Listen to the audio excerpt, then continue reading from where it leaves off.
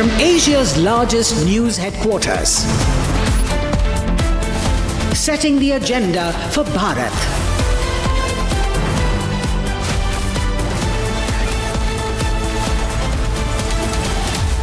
You're watching Republic.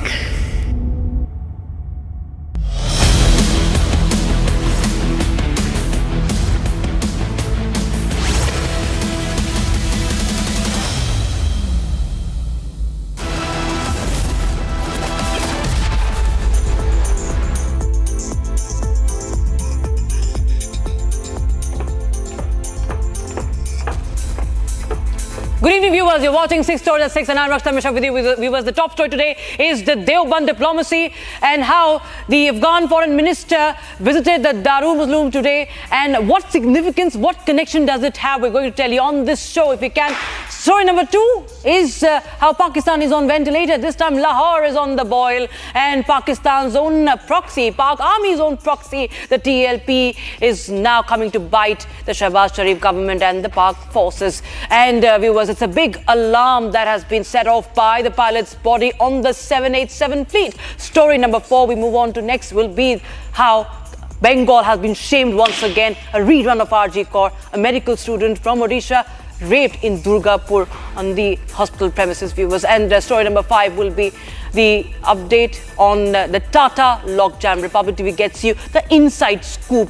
Only on Republic, viewers, we get you the latest updates on the Tata Sons listing. Is it happening?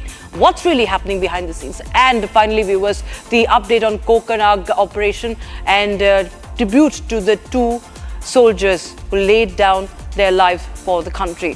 We were starting with the reset in India-Afghan ties. As Afghan foreign minister arrived in Deoband in Saharanpur of Uttar Pradesh, one of the most influential Islamic seminaries in South Asia, that is.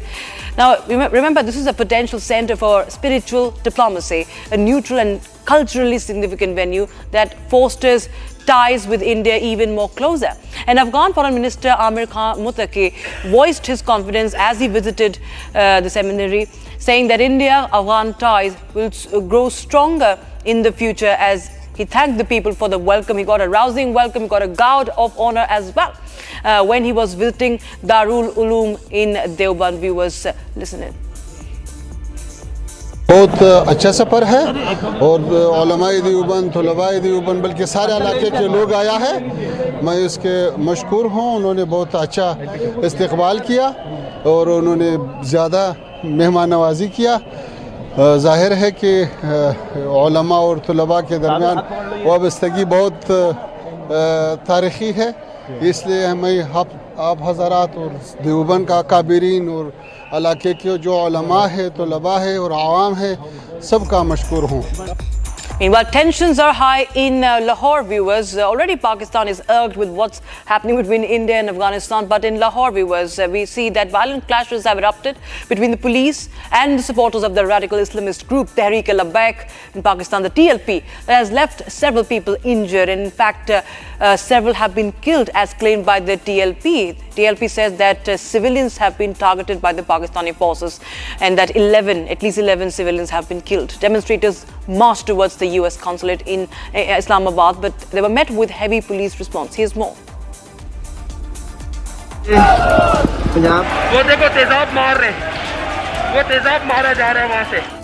The violence in Pakistan's Lahore has intensified.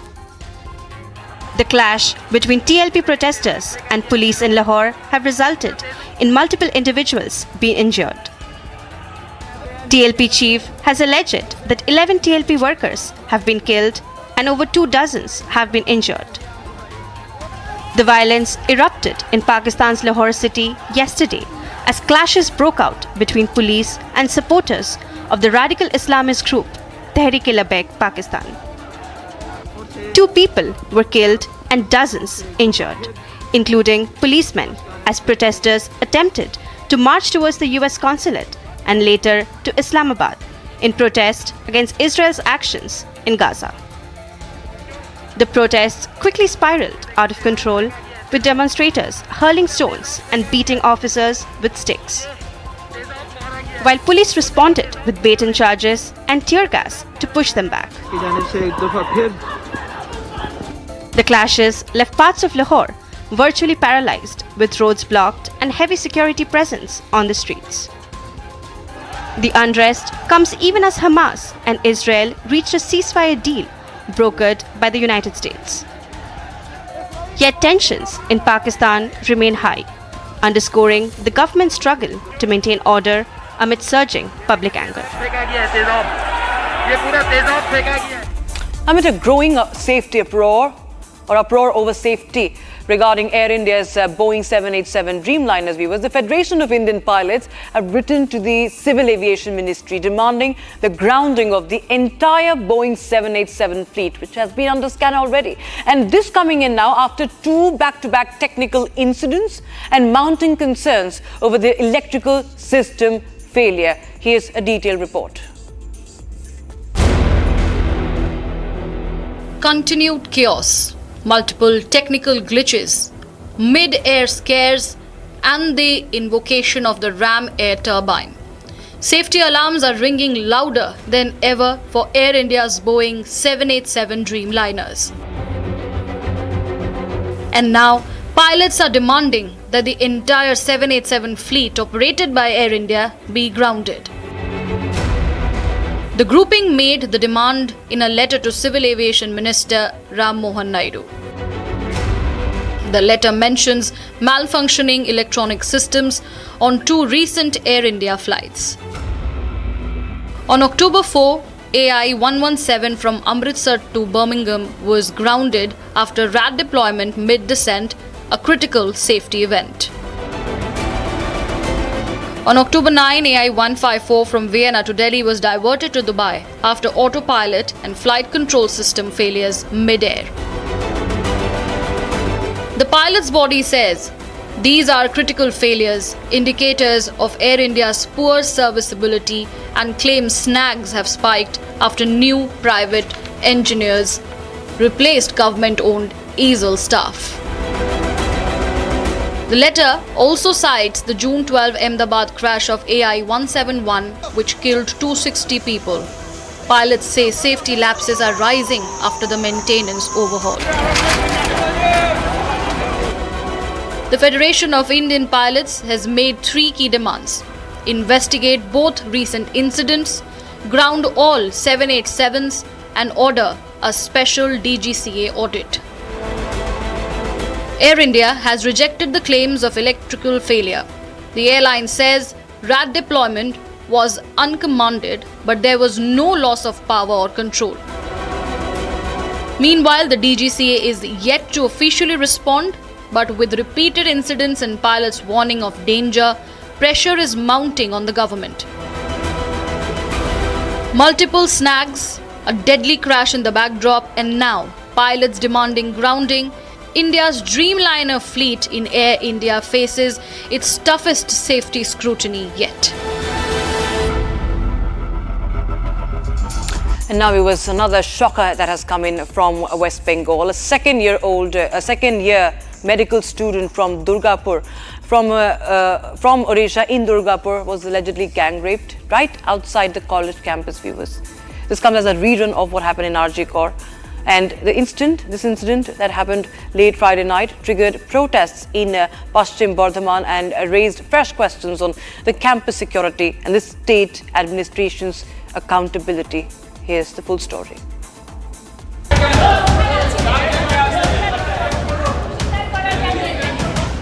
Mamata's Bengal has failed once again. A second-year medical student from Odisha has been allegedly gang raped in Durgapur, right outside her college campus. The victim had gone out for dinner with a friend when she was allegedly attacked. Her family says that the friend who accompanied her fled the scene when 2 or 3 men arrived. ঘটনা সম্ভবত এখানে এসে আমরা তো কিছু জানি না, তরবর করে এখানে জিজ্ঞেস করে দেখলাম। এখানে 9:30 মধ্যে একজন ছেলে, ওদের নামটা কি ওয়াসিম খান নাকি ওয়াসওয়ালিয়া, ও বলল গুপচুপ খাবো, চলো দেখি সেদিকে ভুলে ওকে নিয়ে গেছে। কোন দিকে? আপনার গেট কাছে। আচ্ছা, তো গেট কাছে নিয়ে গেছে। আমরা তারপরে ও কি 2 জন না 3 জন লোক এসে যখন তিনজন লোক এসে গেছে ও ছাড়িয়ে সেখানে ওকে পালিয়ে এসেছে, তার মধ্যে একজন ওকে রেপ করেছে। এটা সম্ভবত 9টা 8টা 8:30 9টার মধ্যে। The family, who travelled from Jaleshwar in Odisha, has accused the college authorities and the local administration of complete apathy. The remark reignites the anger that has simmered since the RG Kar Medical College rape and murder case. ये सब घटना college में कैसे किस लिए घटेगा? Law college में जो घटना घटी थी कॉलेज का आदमी ने घटाया। मेरा लड़की के साथ जो घटना है कॉलेज का आदमी ने ही घटाया है। जो क्रिमिनल है सब कॉलेज का अंदर ही है। वो सब अभी तक खुल्ला घुर रहा है। हम लोग किसी को सामने नहीं जा रहा है, मुंह नहीं दे रहा, देखा पा रहा है। मेरा लड़की का नाम सामने नहीं ले रहा है। ये सब होने से ये जो प्रशासन है कोई काम नहीं कर रहा है, इसलिए ये घटना हर दिन बढ़ रहा है। Political voices too have begun to rise.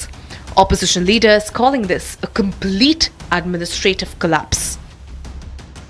আপনারা সবাই দেখতে পাচ্ছেন মেয়ের মা বাবা বলছে, মেয়ে বলছে এবং পুলিশ এসেছিল। আমরা পুলিশকে রিকোয়েস্ট করছি যাতে পুলিশ যারা অপরাধী তাদেরকে যেন খুব তাড়াতাড়ি অ্যারেস্ট করে। আমরা অপেক্ষা করছি পুলিশের জন্য, স্টেপের জন্য। মানে পুলিশ আসা মানে তো আমাদের এখন সন্দেহ হয় যে টেম্পারিং করা হচ্ছে, তথ্য লোপাটের চেষ্টা করা হয়েছে। উপর থেকে ফোন এসছে যেটাকে মেটাও, এটাকে যে কোনো মেটাও, এরপরে টাকা পয়সার অফার হবে। Even as the police say that the investigation is underway, the lawlessness, the sheer audacity of the perpetrators in West Bengal is glaring. From Archikar to Durgapur, the pattern is impossible to ignore. Repeated crimes, unending protests, and a system that seems unmoved.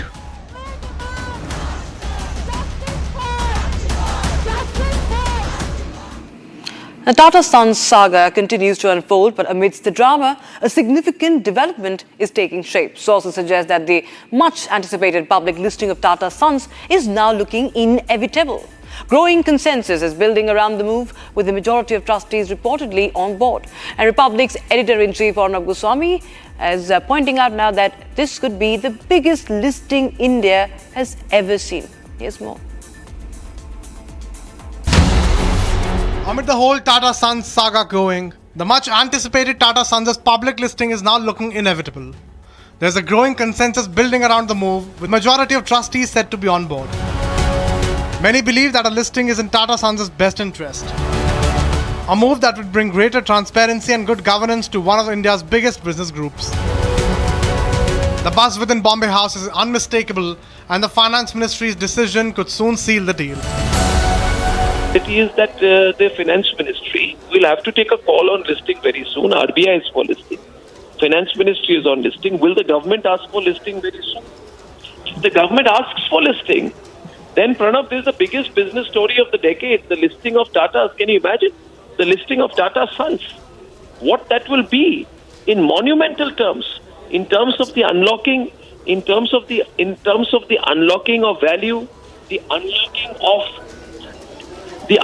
of value, the unlocking of shareholder value, the opportunity for Shapurji Palonji is a very small matter in the bigger story. As of now, total 26 companies of Tata Sons are listed in the public markets. As Republic's editor-in-chief Arnab Goswami highlighted, if all goes through, India may witness its biggest ever listing, the Tata Sons debut on the Dalal Street.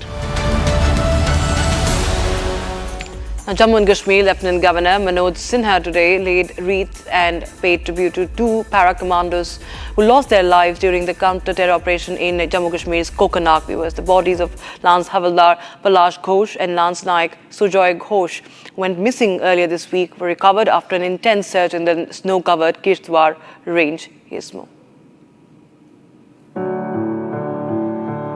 Wreaths laid, eyes moist, and a nation in mourning. Lance Havildar Palash Ghosh and Lance Naik Sujay Ghosh were given a tearful farewell. The supreme sacrifice saluted by comrades and top officials. Lieutenant Governor Manoj Sinha led the tribute in Srinagar, honouring the para-commandos who never returned from a perilous mission in Kokarnag. The bodies were recovered after days of intense search operations in high-altitude Kishtwar range of Kokarnag. where they had gone missing earlier this week. The elite soldiers were part of a combing operation in the Ahlan area when a sudden snowstorm cut off all communication. Choppers, drones, and sniffer dogs were rushed in for the search. But the mission turned into a battle with nature itself. Officials say the soldiers likely succumbed to hypothermia as temperatures plummeted below freezing. Their personal weapons and gear were recovered intact. Chinar Corps paid glowing tributes to the fallen commandos, saying their courage and dedication will forever inspire a generation of soldiers. As the bugle sounded the last post, the valley stood in silence. Two brave hearts, lost but never forgotten. In Kokernag's icy mountains, Lance Havildar Palash Ghosh and Lance Naik Sujay Ghosh became symbols of silent valor, their names now etched in the nation's memory. That's all we're packing in this edition of 6 Stories at 6. We'll be right back with more.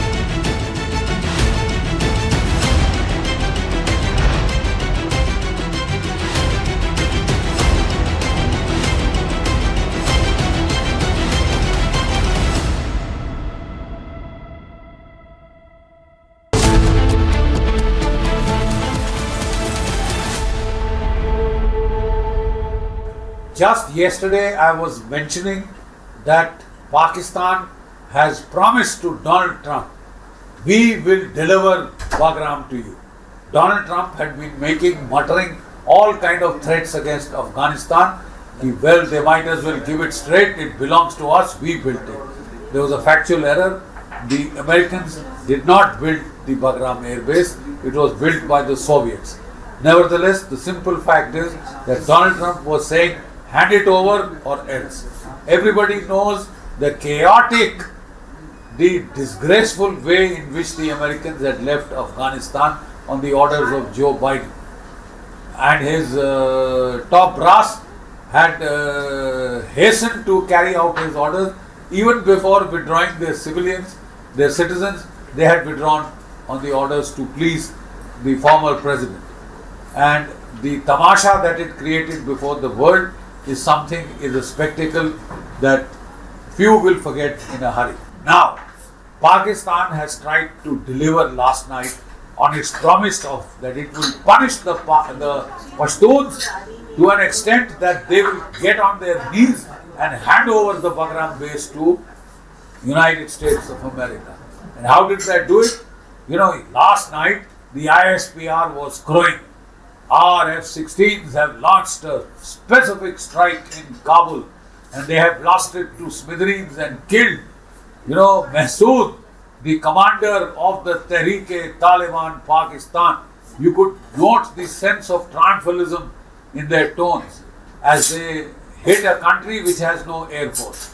The Pakistani Air Force is especially active against nations which do not have an air force.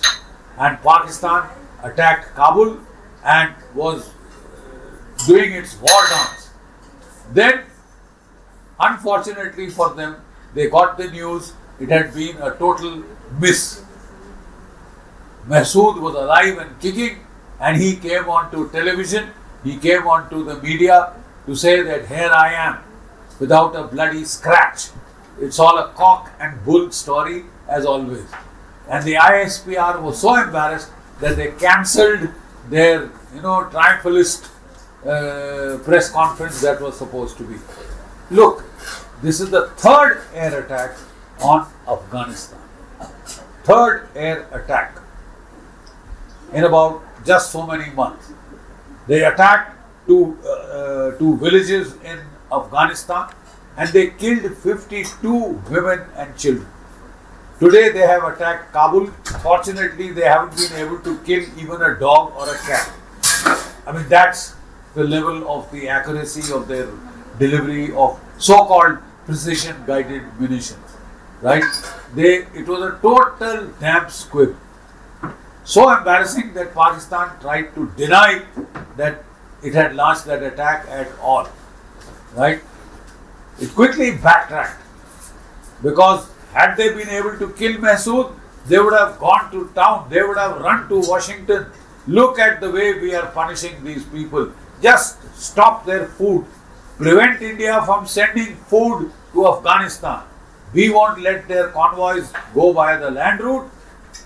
Donald Trump, please block the sea route via Chabahar. Sir, despite that, India has provided aid to Pakistan using the air route. We will do it anyhow. We have a base in Tajikistan and we will help the people of Afghanistan who have been patiently suffering at the hands of Pakistan for all these decades. For all these decades.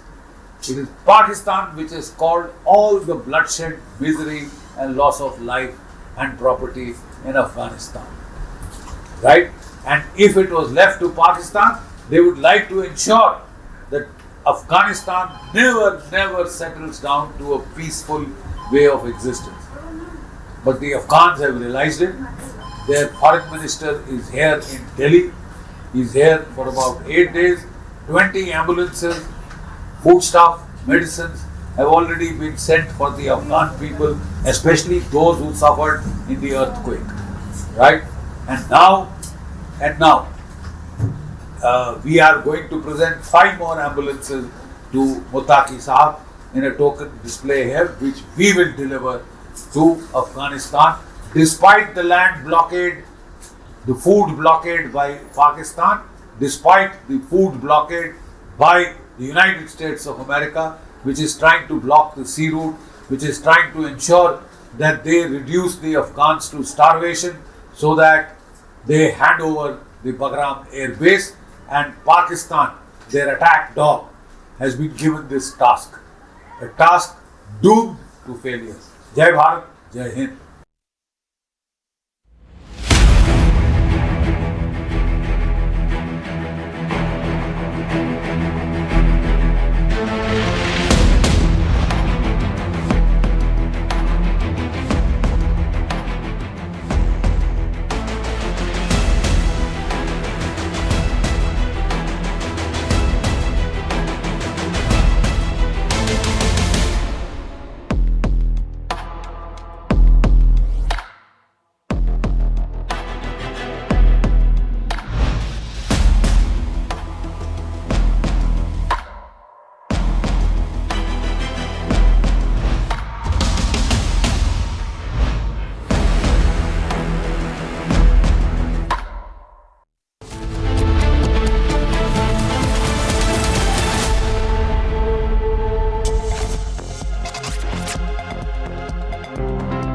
आज 11 अक्टूबर का ये दिन बहुत ही ऐतिहासिक है। आज नया इतिहास रचने वाले मां भारती के 2 महान रत्नों की जन्म जयंती है। भारत रत्न श्री जयप्रकाश नारायण जी और भारत रत्न श्री नानाजी देशमुख, ये दोनों ही महान सपूत ग्रामीण भारत की आवाज थे। लोकतंत्र की क्रांति के अगुवा थे। किसानों और गरीबों के कल्याण के लिए समर्पित थे। आज इस ऐतिहासिक दिन देश की आत्मनिर्भरता के लिए, किसानों के कल्याण के लिए 2 महत्वपूर्ण नई योजनाओं की शुरुआत हो रही है। पहली, प्रधानमंत्री धन धान्य कृषि योजना और दूसरी दलहन आत्मनिर्भरता मिशन। ये दो योजनाएं भारत के करोड़ों किसानों का भाग्य बदलने का काम करेगी। इन योजनाओं पर भारत सरकार करीब 35,000 करोड़ रुपए से ज्यादा खर्च करने वाली है।